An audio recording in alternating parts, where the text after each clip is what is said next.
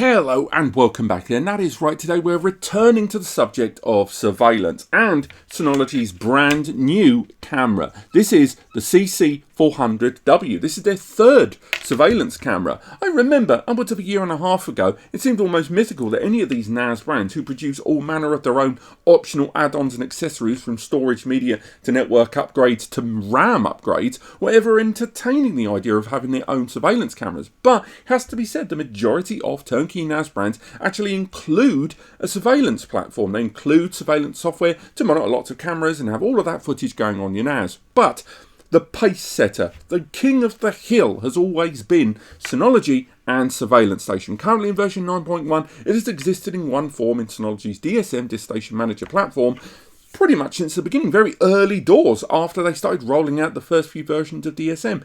And they're the first brand to roll out their own cameras. The first two cameras they released at the tail end of 2022, early 2023, and they were the BC500 and TC500. And they were designed for quite rugged, outdoor, arguably quite enterprisey, businessy level use. Now this follows a not dissimilar kind of path to that, but with a little bit more flexibility there. As you can already see, it's more of an indoor/outdoor camera. It also arrives with USB Type-C connectivity there, and just a 5-watt PSU that it arrives with as well. So it's quite a low impact camera where you're going to be setting it up, but nevertheless the hardware specifications, the lens and stuff like that, it's all fairly good stuff. We're seeing it arriving, looking at my notes there, a 2560 by 1440 resolution at 30 frames per second, and again all of this is completely adaptable, up to 10 meters of night vision, slightly less than that of the other cameras, unsurprisingly, particularly for its scale as well. 125-degree viewing angle there, and it's a 4 megapixel camera inside. Now, unlike the BC500 and TC500, this is rated at IP65 rather than IP66 and 67. But I will say, in terms of its deployment, it's actually a little bit of a step up in terms of how and where you can put this camera out. Now, we're going to talk a little bit more about the hardware, but just in case you've come to this video and you just want to learn about how it runs within Synology Surveillance Station platform, what it can and what it can't do, go to the time bar at the bottom and skip ahead where we've got this camera already set up with a Synology NAS, where we're sort of going through what it can do within there, and also the difference between an AI camera, AI assisted or AI engine camera like this, and something like a deep video analysis NAS as well. We've done another video that should be linked below as well, telling you about buying AI cameras versus an AI targeted NAS. Okay, so before we go any further, what do you get with it? So inside, the pretty little retail box that has all of the nice branding there on the side. We open that up inside. We get further information in our quick start installation guide that's got sort of the wall guide for installing it there. You've got your dinky little USB Type-C PSU there. Again, very, very small indeed. It also arrives with regional clips depending on where you are in the world. So again, because I'm UK, we've got ourselves that easy little clip. Let's throw that on, nice and easy. Put that on there. Boom, we're done. On top of that, we also have the screws for wall fixings included there. And that's really it. That's your lot. It's quite straightforward. It's a camera that's got everything inside. Anyone that's been familiar with Synology's platform will know a lot about licensing. And again, we talked about it before, but to reiterate, Synology NAS systems, if you want to use their Surveillance Station software, they all arrive with 2 camera licenses. That means when you're using a Synology NAS, you can have up to 2 IP cameras from the literally thousands, I think it's like 8,000 cameras listed on their compatibility pages there.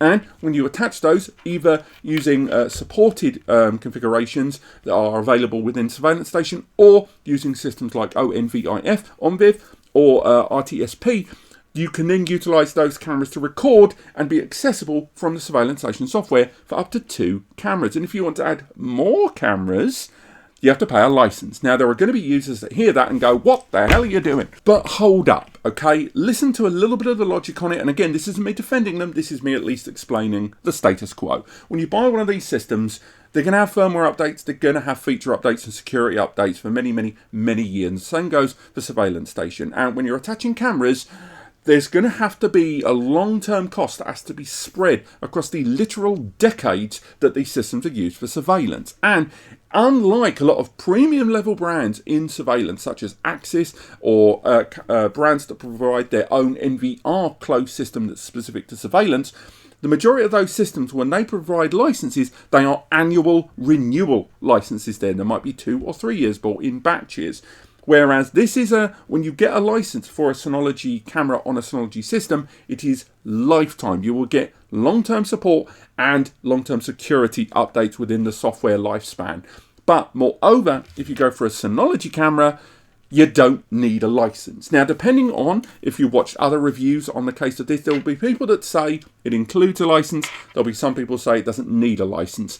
It's the second one, okay? What's the difference? Because we're not saying it includes a license. That implies some sort of extra bit of, saving there. It's not. What it is not needing a license. Very different story. But nonetheless, it means that you could deploy multiple Synology cameras, all of which have been designed specifically for Surveillance Station, unlike a third-party camera that has been designed to work with many different NVRs, that can be tailored and utilized within Surveillance Station. It also allows integrated services such as utilizing the SD card slot that's built into the base of this to utilize edge recording there. Also, if you're going to be utilizing some of the other premium features of Surveillance Station, some of which are linked behind subscription walls, such as surveillance on C2 surveillance, which allows you to have kind of dual recording there for your system in case someone breaks the camera, steals the system. You've at least got cloud recordings that I've got an incredibly small loss rate compared with hopefully having a localized network or remote internet backup of the data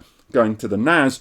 All of that works at its best with Surveillance Station on Synology hardware utilizing Synology cameras. Another little quirky thing I quite like about it, it utilizes a magnetic attachment system there on the base. Now, it's only the base that's magnetically connected, and it is still advised that you screw the device in, but still nonetheless, I like the fact that we've got a camera here that can be deployed very easily on a metal surface. Now, how the camera compares against the BC and TC500 that came before it, well, the lens on it is ever so slightly different, 2560 x 1440 at 30 frames per second, largely the same as what we saw, but with a slightly differing viewing angle of 125 degrees. Night vision on this camera isn't quite as good as those other ones, which were largely designed almost exclusively for outdoor, more businessy, rugged environments. This device supports with an IP rating at IP65, not 66 or 67, and on top of that, it has a 4 megapixel camera there based there on the front, and only 10 meters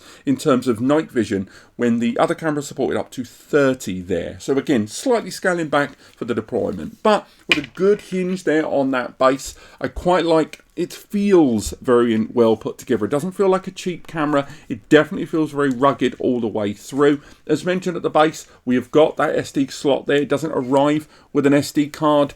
No offense, Synology, I kind of wish you'd include it. If you're going to be charging premium prices for a premium product, I get it. And if people are going to take advantage of SD card features, but for the love of God, how much is an 8 gig SD card these days? A 16 gig, a 32 gig? I think at the very least you could start throwing in SD cards with these for your business level customers. But it's a very churlish complaint, I know. It's got audio in and out, unlike a lot of their other cameras that have got audio just in. This at least allows you to project. And other cameras you may be able to utilize have alerts and alarms. Synology have that developed into Surveillance Station to utilize semi-automated means or just directly voice out, something we'll try to cover later on in the video. When it comes to the AI services, it does support person and vehicle recognition, but bear in mind, as mentioned in previous videos, we're not talking about actually restoring that information, storing a face database, storing license plate databases. Once you go to that side of things, that's when you have to look at deep video analysis or DVA systems like the DVA 1622, because that requires quick access to an existing database, whereas the edge level AI that we've got on here on this camera that will be on the periphery is about identifying shapes, identifying things, and then utilizing that information in alert processes. So for example, if you have this camera set up in your place of business or home and you want to know, if a person approaches the door, that is different to just motion, because it might be a windy day, you might be near a busy road. You don't care if the motion is a vehicle, but you do want to know if it's a person, or vice versa, a car parking space. It also allows you to integrate areas of effect and intrusion detection, but remember, when it comes to things like people counting, they are all going to be built into the DVA level systems, because all of that requires a database and an overhead AI to manage all of that. That still means it's possible with cameras like this, but just keep in mind that there is a difference between AI recognition and AI databases for recognition there in the background. That doesn't mean you can't just use the search functionality to filter through history there, so you can use things like the AI search algorithms there to go through hours and hours and hours of recording, but those alerts will always be tailored down to people, vehicles, other, and I'm sure Synology are going to keep integrating on this, maybe adding other AI assisted recognition in firmware updates for this camera, something that you can push through on this remotely rather than using third-party cameras, which will not allow those firmware updates to be so easily delivered to the camera there. Also, the features and services of everything I've mentioned thus far are completely available on not only Synology's TC and BC500, but Crest cameras and a few other brands actually allow a little bit more integration with Synology Surveillance Station than other third-party cameras that are just compatible there. But this also supplies an extra feature of unstable connection alerts, because this camera is not only a camera that's connectable to your existing network, but it's a Wi-Fi camera. That's right, a feature that was missing from the previous two cameras extraordinarily, given Synology are trying to produce a full surveillance setup here, and I'm surprised they released two cameras so overwhelmingly similar as their first two entries. This one at the very least still supports Wi-Fi connectivity there. It's not Wi-Fi 6, but it doesn't matter, and it supports 5 GHz and 2.5 GHz wireless connectivity there, which means, again, based on distance, you're going to be able to get a decent amount of coverage there. So that's Wi-Fi HCN there for the utilization there in the background. I think there are going to be some users that are kind of annoyed that it doesn't have both Wi-Fi and a physical LAN there.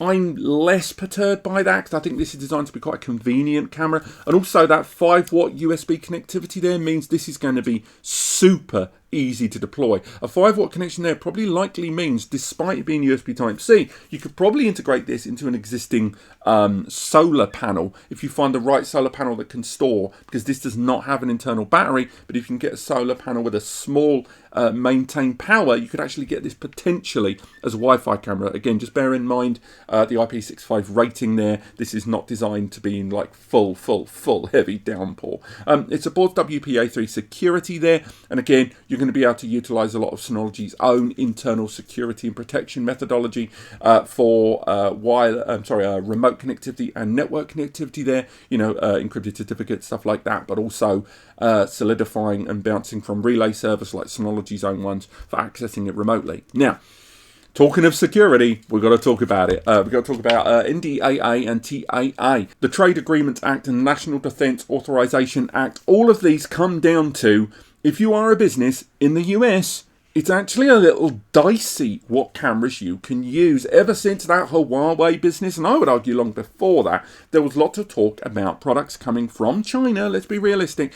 Chinese products arriving and having something of a back-end security loophole. A list was published of brands that couldn't be touched, and a lot of brands were hurt by this. Not only because the original ones, like Hikvision as well, were brands that were hit by that, but the number of cameras that were actually just rebranded cameras of those. And a lot of businesses in the US are not able to legally use those cameras. You don't have to use cameras that are NDAA, TAA certified and authorized there in your business, but I will say, if you want to work and you are even close to the US government, or you want to be a recognized partner to any of those companies, you're going to have to look at cameras that have got that level of authorization and certification, which this has. It doesn't. That's not to say Synology are the only brand that do, but if you're already going to be utilizing a Synology system and you're going to be using Synology Surveillance Station software, and you're a business that wants to be taken seriously, I can understand why some companies, including Synology,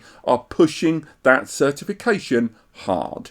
And in terms of a casual look at the hardware, that's really all there is to say. The only other thing I would highlight is I'm not overly keen on the fact Synology have only attached a 2-year warranty on this camera when all the other cameras had 3 years. Now, I get it. These are cameras you're going to be setting up somewhere on the ceiling, on the ground, on the wall for the next 10 to 15 years. The whole point of surveillance cameras is you set them up and you never want to have to deal with them. You only want to deal with them when they are there to protect you. I get it. So therefore, A 2 or 3 year warranty in the grand scheme of things, if a product works, doesn't mean that much. But it seems really weird to me for a Synology branded camera within a Synology branded ecosystem for the first two cameras to have 3 years and this camera to arrive with 2 years. Why is that? But I would argue, as far as cameras go and build quality, I'm still pretty pleased with what I am seeing here, particularly for a Wi-Fi camera that seems to have a very small footprint but still high capabilities within Surveillance Station. But what about those capabilities? Let's get this camera hooked up to Surveillance Station and put it through its paces.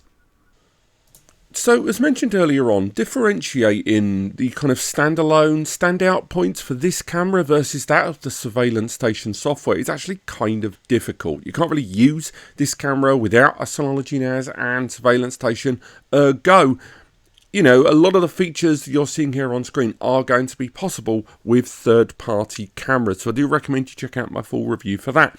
The top right and the bottom left camera are third-party cameras, and I'm utilising the CC400W at the top left and the bottom right. Now, what I'm showing at the moment is the fact that even though I've got the camera on both of them, you can choose, if you wish, to go through synchronised mode, or you can go ahead and, if you choose, look at one feed showing the past from the camera simultaneously and a feed from the camera showing the present. So you can utilize the same camera across multiple streams and utilizing footage being stored on the Synology NAS sent from it, all within that same feed there. So having one camera actually opens the door to multiple different kinds of output. So for example, if you had this camera dotted around in an office space, as you can see here, you could choose to have it recording live, but also perhaps have another feed for notifications for movement, another one for AI services, and you can even zoom in throughout them. Now, what I'm showing here on screen is a mode called Home Mode. This is when you can have routines set up with the cameras in your home or business environment, which then change when a singular or all of the devices in the Wi-Fi or local area network break connection. So if you leave the home, leave that home area and the cameras will all kick in around the house that you've got, either on a dedicated schedule you can see on screen or more. And that's not the only app or service. There's actually quite a lot of different apps and services dedicated exclusively to the Surveillance Station input there, and I recommend you go through them. Now, when looking at the individual cameras and we look at some of the settings paired in, a lot of these are going to be managed from either the mobile application or utilising third-party connected services, such as you can see here using webhooks, which will then be integrated with the surveillance setup, or notification and remote relay services to connect surveillance cameras and more directly into the system and be utilised in more than just your day-to-day bog standard surveillance. And you can see with notification rules there, allowing information and relayed alerts to be tailored pretty darn well throughout the course of the system's surveillance there, with or without this camera. Now, going in to the camera itself, we can edit this singular camera and go through some of these individual settings here that we can control within Surveillance Station. There is our network activity, and of course this is their first wireless camera supported for surveillance from their own brand at least, and you can change a lot of those settings pretty easily.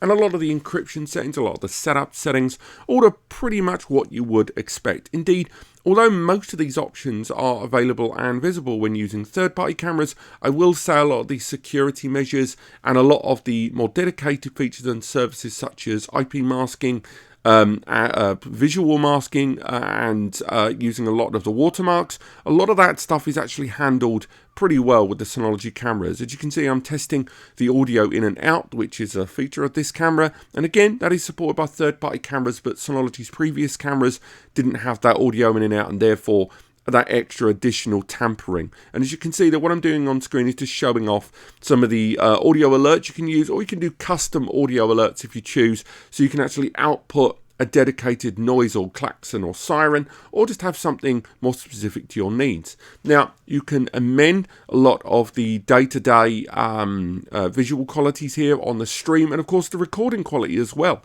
So on screen right now, you're looking at that footage. I'm sort of moving along and showing some of those day-night cycles of the camera filtering through. But it's worth highlighting that the night mode on this camera, I wouldn't say is, or at least in my opinion, not as good as the previous releases from Synology's camera catalogue. I know it's a very different kind of camera, and therefore its day-night settings, because it's not specifically an outdoor camera, is going to be as good. If we look at here, we're looking at some of these different apps and features and looking at the instant search. This is going through some of those recordings there and just using very quick, immediate jump to settings there for us to be able to see different instances of movement on the camera. And you can filter those down, by the way, to human movement, to vehicle movement as well, or just motion, and you can dedicate them to specific regions. So at the moment, that blue box I've drawn, it's just the only region we're looking into. And as you can see, you can filter between all the different alert types, and that can go through to the day cycle there. And of course, you are accessing these recordings on the Synology NAS. Later on, we'll talk about the SD card. We're doing an SD card test, but it's nice to be able to have access to all of these directly from that GUI. And again, all of that via all of those individual camera feeds at once, so you can go to the old and the new as needed. Returning to that day and night mode, it's also worth highlighting you can set this on a schedule if needed for that indoor utilization. And that means that, again, rather than relying on the system to automatically make those changes between the different light optic modes there, you can force the camera to do it your way. Now, as you can see, looking at the string qualities here, we've got those 2 supported string qualities, and you can customize some of that as well. A lot of these options are largely, once again, what you would expect, but it's the recording areas that I really want to focus on now.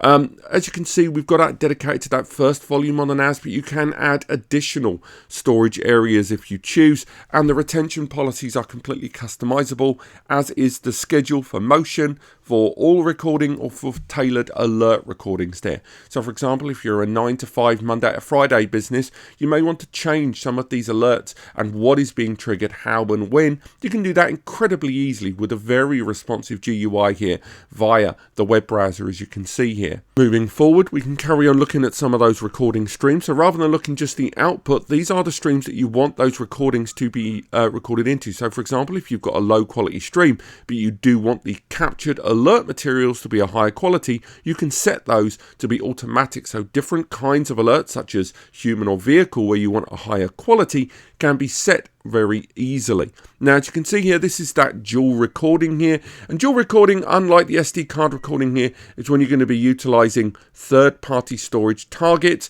And by third-party, I don't mean non-Synology. I am talking about off NAS recording, and you can utilize a lot of these with that Synology C2 service that we talked about earlier on, to allow you to have that dual recording failover there. And they've really reduced the barriers there with regards to how much loss you can have between them. But as you can see, you can add storage archives pretty easily, mounting localized storage. Again, compatibility on that will vary, but this is that local storage area there, and of course you do have the option for C2 as mentioned earlier on.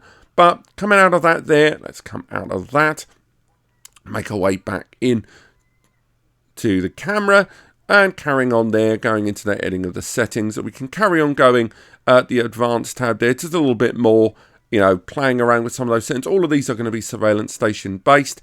Then we've got the maintenance. The maintenance of the camera firmware updates are managed by the Synology NAS. And of course, then we've got our alert breakdown of everything that's going on throughout the course of that. And a lot of these can be tailored to those notifications, SMS directly to Synology's mobile app if you choose, and more.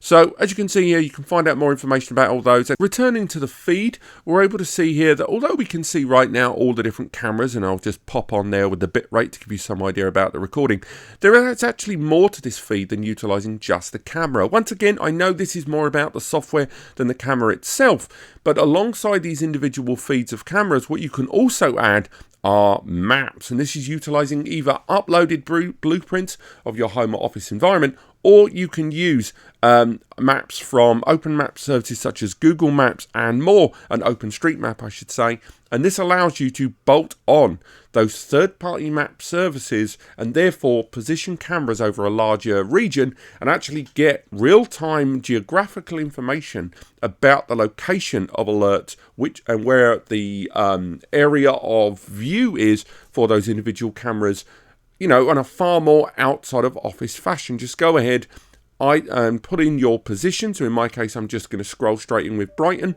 but you can of course go ahead if you choose and pop in your postcode and more. And this will allow you to actually draw where your cameras externally are placed. You can just go ahead and drag each of the cameras one by one into that area, and then you can tailor region that they can see with the cone of sight there. So it's very intuitive, exactly how you'd want it to be. If you are going to utilize this camera externally, you're almost certainly going to enjoy this kind of feature, particularly in a business environment, but a larger kind of much broader PoE cabled environment that's spanning quite a long old distance, you may find this very appealing indeed there. But as you can see, we've got a multiple feed of all of those cameras all side by side, just looking at the camera quality there, everything being filtered out between them. And as you can see, we're recording these at different bit rates there for the past and the present. Very useful stuff there in order to be able to maintain current recordings while simultaneously view what's happening on the cameras, both past and present. Now, the camera actually has different kinds of supported output there to be utilised within surveillance stations. So as you can see on the bottom left there, it's got auto tracking included with it, so that's utilising the camera's own engine to follow my movement. This is not a pan tilt zoom camera, this is utilising the lens itself to zoom in and track my movement. So we've got 3 different recordings here. As you can see from the strimmer light happening there at the top right, the one at the top right is the past. So right now we've got the top left doing a nice handy zoom for us, the bottom left there tracking my movement, utilising that human detection alongside movement tracking, and as I move across, it will follow me as I travel through the room. Now again, you can't use that on old recordings. From what I can see, you can only utilise that live, but that people and vehicle tracking will be phenomenally useful. And you can actually change a lot of the detection zones, either utilising the Synology NAS, but utilising the camera's own inbuilt recognition and its movement tracking there, something we're seeing there on screen. And that can go as far as to vehicles and to people. And we did numerous instances where we had this camera mapping large street areas and people. You could even set those defined detection zones that you can see there on screen, which are keeping track of where you want these movements to be. Now, again, there's lots of different apertures you can go for to make this pretty darn customized for the areas of effect that you want for the tracking and motion to happen. So, for example, if you've got lots of motion but you want to know when there's motion perhaps over a doorway or a car park entrance, you can utilize a lot of these settings and the utilization of the camera's hardware in order to get that done. Moreover, if you want to do intrusion zones, these are lines that you can draw over the field of view for the camera where you can say if a person or vehicle or just general motion moves over these lines of effect, the camera will push that notification. Again, how much of this is managed by the Surveillance Station NAS and how much is managed by the CC400W really does come down to you and how you want to tailor and set it up.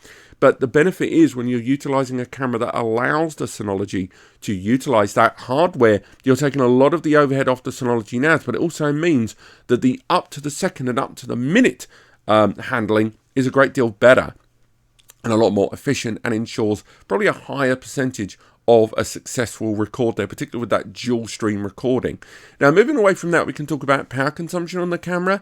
I took the camera from a decent little distance there and connected it to a power point. I mentioned this earlier on, utilizing a battery pack because it's such a low power consuming camera. We're seeing there that utilization of just 2.2 watts of that camera, and that was live recording. That wasn't the camera in idle, that was the camera in use. A lovely number there. And we had that recording over that area, and this was from a decent distance, over 2.4 gigahertz. We had the camera recording this street level here.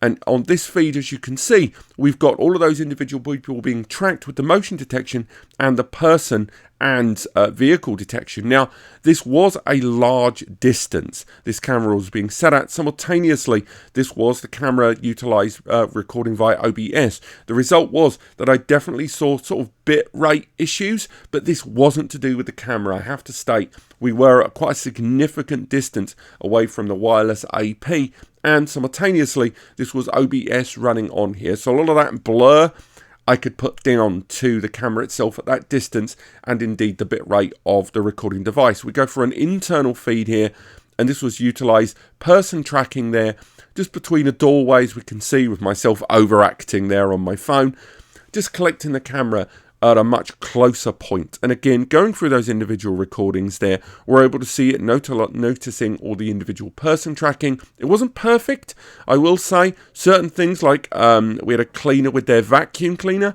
and that seemingly notified it as a vehicle. I believe that was just because it was trying to track wheels, perhaps. But for the most part, it got the job done correctly.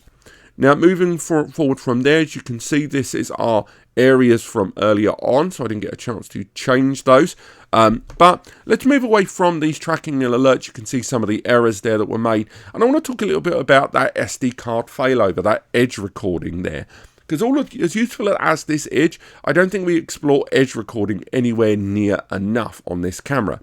Okay, so now I want to test out not only the network connectivity of this camera, but more importantly, I'm going to look at that SD card failover. What I'm going to do is take this camera around 100 to 200 meters away from the Synology Surveillance Station. Then, as I break from it, the theory is that the SD card inside this camera should continue capturing the footage that I create as I walk. And then, when I return to this network environment, it should reinstate those recordings onto the Synology NAS for access. So let's test this out and take this for a walk.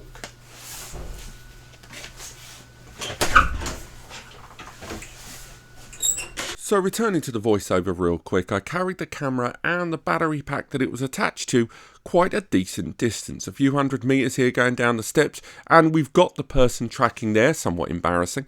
But as we were making our way down the stairs here, you start to see that distance there start to break. As you can see, we're starting to see the slight changes in bitrate there. We're starting to see the lack of the fidelity of that camera footage being carried along, and eventually this does give way to the camera's complete ceased connection. And that is what we're kind of looking for here, because what we want is the camera to continue that change over to the SD card, and what exactly happens when we return to where we were earlier on. As you can see, the camera completely disconnected, and then upon I was outside for approximately 2 to 3 minutes and made my way back. And it wasn't until I got very close to the office, as you can see, getting to the office, where the camera then reconnected. I just popped it there on the table and then made my way comfortably back into my big furry unnecessary coat, thank you English weather, and just made my way over to the PC just to see what exactly was going to happen with the Synology NAS and that recorded footage. And as you can see, as soon as I reconnected it, the Synology NAS then said it was pulling those recordings. There's a few different settings there for what you want to pull over, and it took slightly longer than I thought to resync those recordings, but then we made our way back into this, and then so now I want to test out not only the network connectivity of this camera, but more importantly, I'm going to look at that SD card. So there's my recording from earlier. That's the camera, me carrying it around there on the streets on the battery pack there. Again, very low rent USB battery pack. It would have lasted for a while. Remember that we are going to do a solar panel test. Fast forward a bit. Okay, so I don't know quite how good the audio recapture on this is in terms of traditional speakers versus that of the mic I normally use, but right now I'm around 100 to 150 meters away from the office, and it'll be interesting to see if these recordings come through. So I'm going to head back now and see if all of this is visible. If you've watched it up to this point, that means it was captured, but let's head back.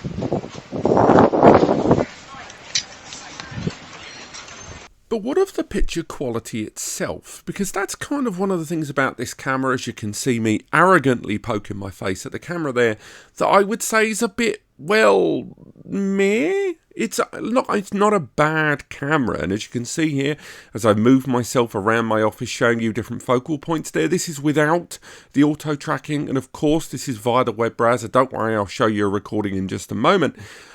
It's not out of this world. It's, I would say, ever so slightly higher than average. Now, again, you are buying a camera here almost exclusively because it is Synology camera to be integrated with their system a great deal better, but I don't think I can say that this is a high picture quality camera. I'll say the customization is pretty darn good, and as you can see here, utilizing that zoom mode. Again, we are using a compressed feed here in the web browser. It's not really blowing me away when I'm doing some of the zooming in there via that digital feed. We'll download this recording shortly, and I'll show you it side by side. This is the default settings of the camera that can be scaled up, by the way, with the recordings. But this is how those two things look side by side. The right-hand side was pretty much everything I just did on the downloaded file from the Synology NAS. On the left, we've got a live recording there where I basically just play around, having them going side by side.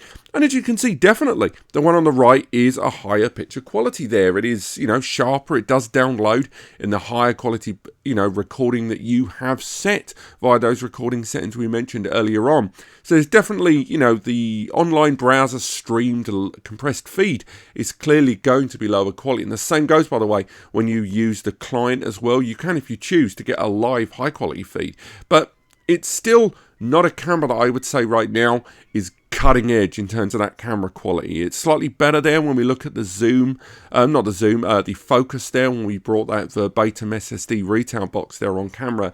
But remember, when we were doing those zooming ins just now, we were zooming in utilizing the live feed. And if we were trying to zoom in there with the recorded feed, we probably would have had a lower spec view there. Overall, the point I'm trying to make here is this camera is not out of this world breathtaking quality. It's just slightly better than average, really. And I genuinely think that sums up my feelings about this camera more than anything else. It is slightly better than average. Now, what do I mean by that? That sounds like a real veiled insult, and I don't mean it that way. But if you removed the Synology branding, you removed the smooth integration with a Synology NAS, and you only looked at this camera and its features and what you're paying, you would probably think it's only slightly better than most of the other cameras out there. But you have to factor in that ease and, easy integration, I would say, and seamless integration with Synology Surveillance Station. This is by far the easiest, smoothest setup for a wireless camera I've ever done with a Synology NAS. On top of that, the lack of a need of a Surveillance Station license is going to be very appealing to those of you that have already got an existing Synology NAS with only 2 licenses that want to integrate multiple cameras around. This is less aggressive than the previous Synology cameras that have arrived on the market, and I think that will appeal to some. Also, when I say above average, the lens and the recording quality, slightly better than average. The AI supported services, the AI recognition of humans, vehicles, motion, that sort of thing, slightly better than average. But I like the build quality. The build quality is phenomenal. I like that it feels sturdy. That SD card failover there did work. It did what it said it would do, and it did it to a very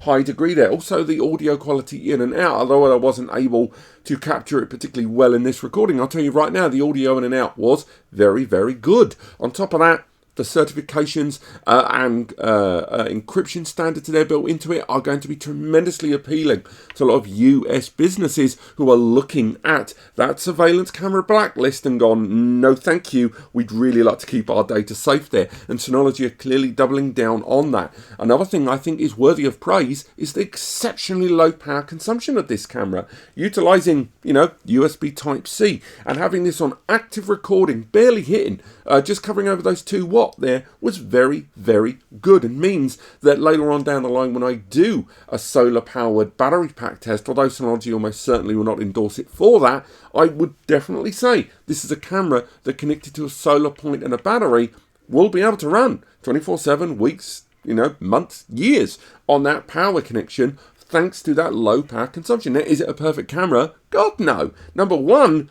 again, based on its recording quality and the lens quality there, I would say it is a little bit more expensive than a number of other cameras out there in the market. And of course, you are paying extra for that integration within the Synology ecosystem being so seamless. But nevertheless, 2 years of warranty for me feels a little short for a Synology branded product in a Synology network environment, in a Synology ecosystem. And the fact the brand provides 3 years to those other cameras and only 2 years to this, they can say it's to do with the IP rating, the other cameras being a bit more vandal proof. I get it, but those aren't really warranty as far as I'm concerned. And 2 years just seems a bit tight. Another thing that seems tight is the whole SD card thing.